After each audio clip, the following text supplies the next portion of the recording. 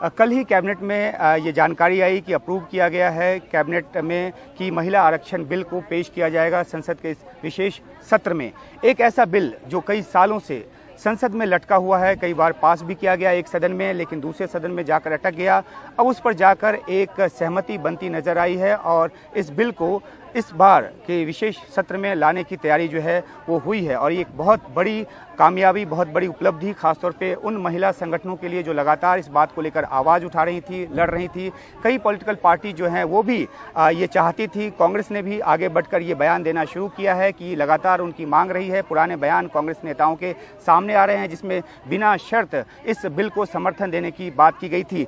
इस मुद्दे पर चर्चा के लिए हमारे साथ दो खास मेहमान हैं, नवीन जी हैं और हमारे साथ निगम जी हैं। तो हम इस पे चर्चा करेंगे कि आखिरकार ये टाइमिंग क्या है, किस तरीके से अहम है, आखिरकार क्यों इतने वक्त तक लटका रहा ये बिल, और अब जब ये बिल आने की गुंजाइश बनी है तो इसके क्या सूरत हाल हो सकते हैं। सबसे पहले नवीन जी आपसे ये जानना चाहूँगा कि 1996 से ये मामला चला आ रहा है और कई बार सदन में आया, एक हाउस में आया, लेकिन वो पास नहीं हुआ और लगातार कांग्रेस की तरफ से आरोप लगाया जाता रहा कि बीजेपी इसको पास नहीं करना चाह रही है। लेकिन अब बीजेपी की सरकार है, नरेंद्र मोदी की सरकार है और इस बिल को आने की गुंजाइश जो है वो बन गई है। तो इसको किस रूप में देखते हैं आप? देखिए, हिस्टोरिकली देखिएगा तो हमेशा रीजनल पार्टीज अपोज करती रही हैं बिल, डायरेक्टली इनडायरेक्टली, जिसके कारण इस बिल के पैसेज में हमेशा दिक्कत होती रही है।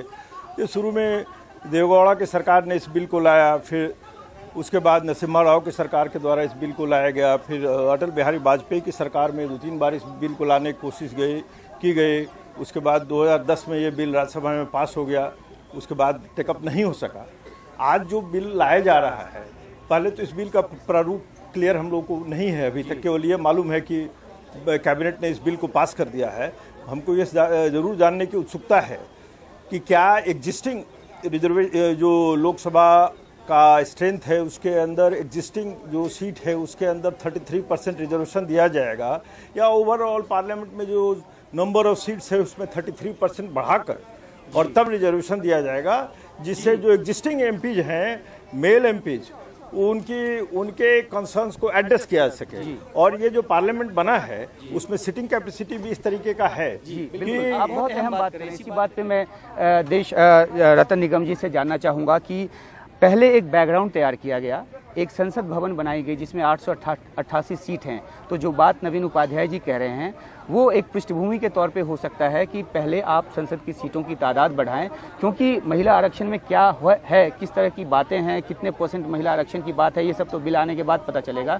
लेकिन एक पृष्ठभूमि पहले तैयार की गई लॉजिस्टिक के तौर पर, और अगर 545 सीटों की तादाद भी बढ़ती है तो वो समाहित हो सकता है। इस तरह की व्यवस्था की गई है सरकार की तरफ से।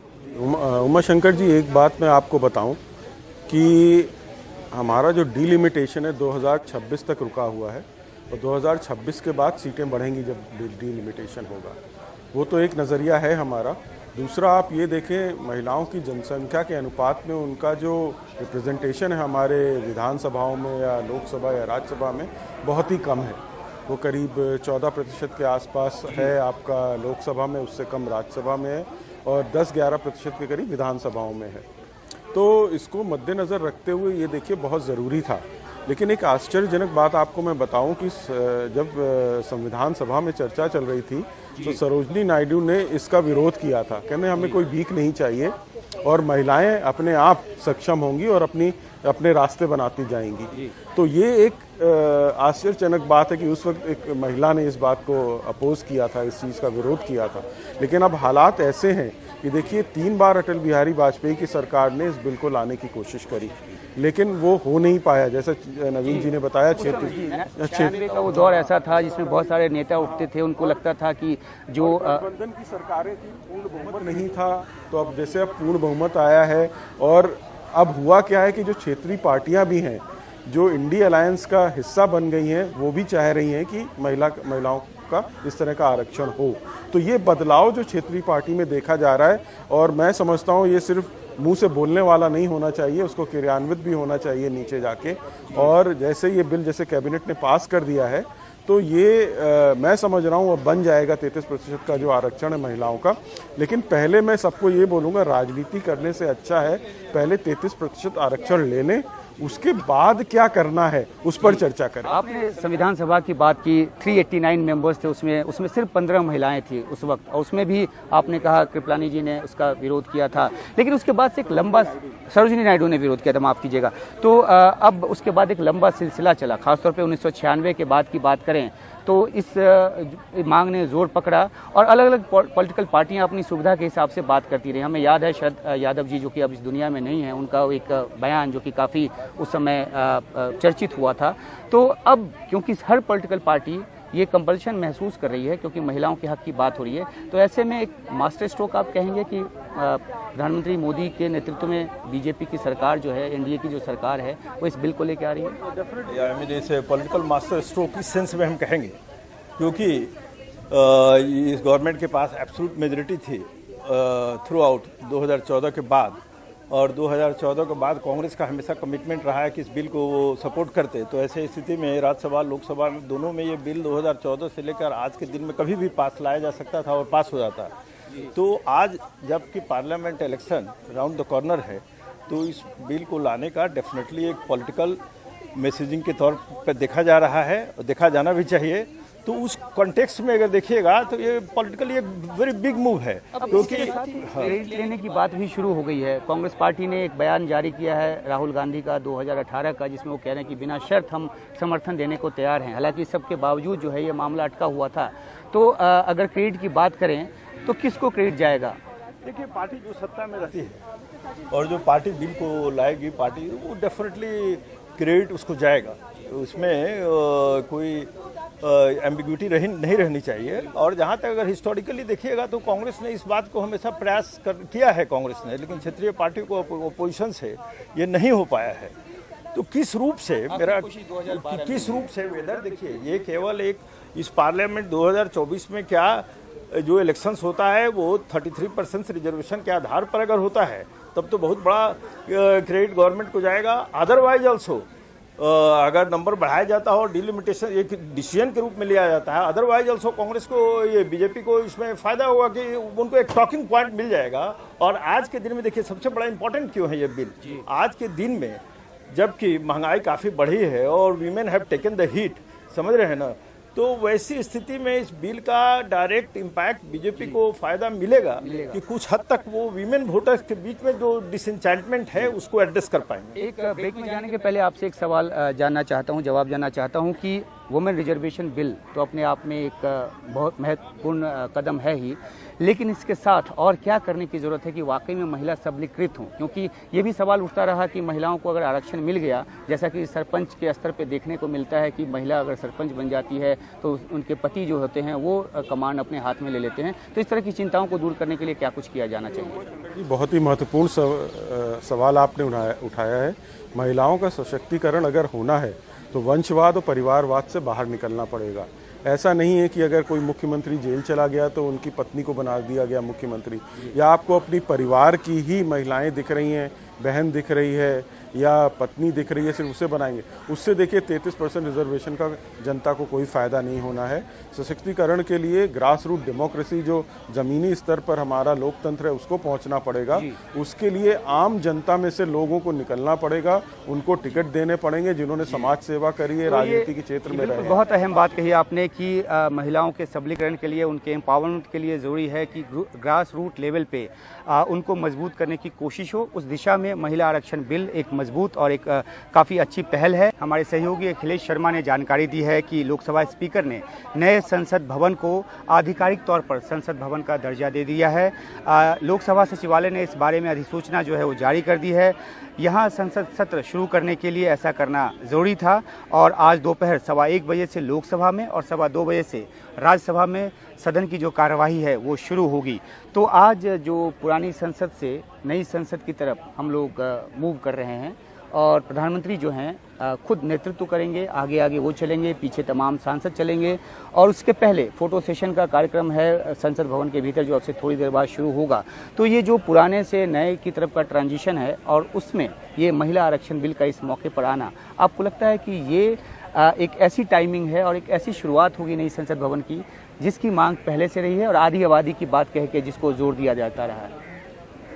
देखिए, जहाँ तक नए संसद भवन में जाने का सवाल है, ये तो गवर्नमेंट का एक जो थ्रू आउट एफर्ट रहा है कि to showcase new brand of India, जिसमें कॉलोनियल लेजेसी को धीरे धीरे खत्म किया जाए, ये प्रयास चलते रहे हैं। देखिए, काफ़ी संस्थाओं के नाम बदले गए हैं। अब दिल्ली में देखिएगा तो जितने रोड थे मुगल एरा के, सारे नाम बदल दिए गए हैं। तो ये एक to present a new assertive vibrant India with all its culture and assertion के रूप में इस नए बिल्डिंग को देखा जाना चाहिए। इसको जहाँ तक आप इसको विमेन रिजर्वेशन बिल के साथ लिंक करने की कर रहे हैं, तो ये हिस्टोरिक है कि एक हिस्टोरिक शुरुआत एक पार्लियामेंट बिल्डिंग की हो रही है 96 ईयर्स के बाद। और शुरुआत किस तरीके से हो रही है, तो देश के 50% जो आपकी जनता है उसको एम्पावर करने की। तो दोनों एक तरीके से अगर देखिएगा तो एक परफेक्ट ब्लेंड है इस ओकेजन का। जी निगम जी, पहले ये देखने में आता रहा है कि खासतौर पे क्षेत्रीय पार्टियां जो हैं वो इस बिल के विरोध में रहीं, लेकिन क्या अब उनके पास ऐसा मौका होगा या ऐसी सूरत हाल है कि अब वो विरोध कर पाएं? ऊपरी तौर से तो विरोध नहीं कर पाएंगी, ये तो पक्का है, क्योंकि ये जनमानस के सामने आ चुका है कि पहले इन्होंने इसका विरोध किया था, जिसके कारण ये आपका विमेन रिजर्वेशन बिल नहीं हो पाया था। तो अब मैं नहीं समझता हूँ, और जो अगर आप किसी गठबंधन का हिस्सा बन जाते हैं और सब मिल के कहते हैं कि भाई हमको भी विमेन रिजर्वेशन चाहिए, और सरकार पूरी तरह प्रतिबद्ध है, और सरकार देखिए बिल अचानक नहीं आता। सरकार ने कल अगर बिल को कैबिनेट में मंजूरी दी है तो इसके पहले साल भर का आर्थिक परिश्रम लगा होगा, क्योंकि बिल तैयारी बिंदुओं पे चर्चा हुई होगी। ऐसा नहीं है कि इंडिया अलायंस है जिसके कहने पे अचानक ये बिल आ गया। सरकार इस पे कार्य कर रही थी, और कल प्रधानमंत्री ने बोला ऐतिहासिक फैसले लिए जाएंगे। तो कुछ ना कुछ सरकार के मन में पहले से ही था, उन्होंने तैयारी कर रखी और थी। शायद कांग्रेस को ये भनक मिल गई थी या उनको लग गया था, तो उन्होंने भी कई दिन से वुमेन रिजर्वेशन को एक एजेंडे के तौर पे आगे बढ़ाना शुरू किया था। अभी हमने अपने दर्शकों को दिखाया, सोनिया गांधी जो हैं वो पार्लियामेंट पहुंच चुकी हैं। अब से थोड़ी देर के बाद पुरानी संसद में एक जो कार्यवाही है वो शुरू होगी, फोटो सेशन होगा। बहुत सारी यादें हैं इस संसद भवन से तमाम सांसदों की जुड़ी हुई, वो चाहेंगे उनको संजोना, समेटना, और उसके बाद जो जैसा कि हमने आपको बताया कि 1:15 बजे से लोकसभा में और 2:15 बजे से राज्यसभा में सदन की कार्रवाई शुरू होगी। तो हम इस चर्चा को आगे जारी रखते हैं कि आखिरकार जो ये महिला रिजर्वेशन बिल को लेकर जो एक फिर से जो एक खींचतान शुरू हो गई है, लगता है कि मकसद जो है महिला रिजर्वेशन देना नहीं है अलग अलग पॉलिटिकल पार्टीज़ की, बल्कि इसको देने के जरिए एक क्रेडिट लूटना है कि हमने ये दिया, हमने ये किया। इसको किस रूप में देखते हैं? देखिए, ये ऑब्वियस है, कोई भी पॉलिटिकल पार्टी है चाहे अपोजिशन में है, वो भी चाहेगी कि इसका क्रेडिट हम ले कि हमने शुरू किया था। जो गवर्नमेंट है, पॉलिटिक्स इसी पर चलती है कि कोई भी गवर्नमेंट अगर कोई अच्छा काम करती है तो उसको क्रेडिट लेती है, गलत काम करती है तो क्रिटिसिज्म होता है। लेकिन इसमें एक बात हमको थोड़ा सा डिस्टर्बिंग लगती है कि इतना हिस्टोरिक बिल है, ये बिल है, और जैसा निगम जी ने कहा कि काफ़ी लंबे समय से इसकी तैयारी हो रही होगी, एक दिन में ओवरनाइट तो ये होगा नहीं। तो फिर इसको इस तरीके से सिक्रेसी के भेल में रख कर लाने की क्या ज़रूरत थी कि स्पेशल सेशन जो कन्वीन किया गया था और पूरी मीडिया में चर्चा थी कि बिल लाया जा रहा है, फिर भी किसी ने ना कंफर्म किया और डिनाई किया।